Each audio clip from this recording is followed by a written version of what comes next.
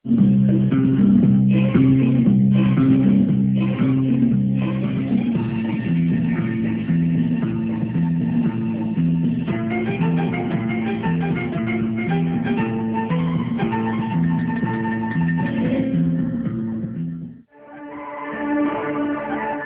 dalğalanan bayraqlara bax.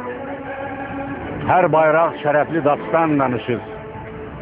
Bir ümid verilmiş müqəddəs yurdu, vüsal duyğusuyla zaman danışır. Bir sərhəd yoxdursa məhəbbətimə, kimsə tuş gəlməsin qoy nifrətimə.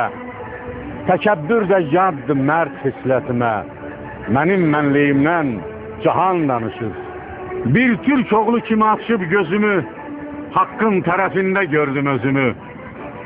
Adillər dərk edər doğru sözümü, çünki türk dilində iman danışır. Dönüb həqiqətlər amansız selə, daha meydan verməz bir yaman dilə. Turan elləri ilə verib əl-ələ, Azərbaycan adlı məkan danışır. Qardaşlıq eşqindən doğan niyyətin, səadət mənzili bulunmaz çətin. Cəmlənib diqqəti bəşəriyyətin, al fərtunqa yurdu, Turan danışır.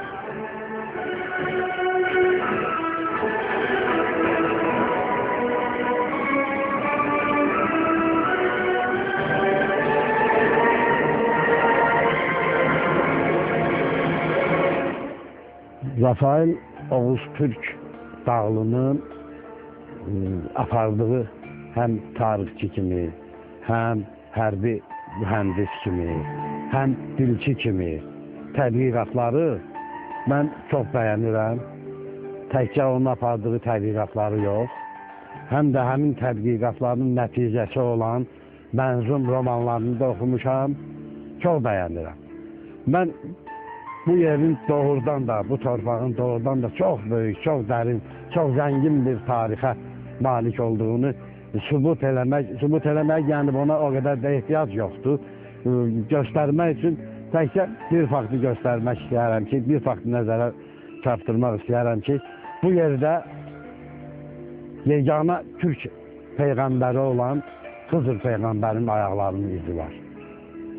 Bu yerdə dünyaya birinci monoteist dini gətirilmiş Musa peyğəmbərin ayaqlarının izi var. Nəhayət bu yerdə bütün Türk dünyasının ən böyük ozanı, ən böyük ağsaqqalı, ən böyük söz sahibi olan Dədə Qorqudun ayaqlarının izi var.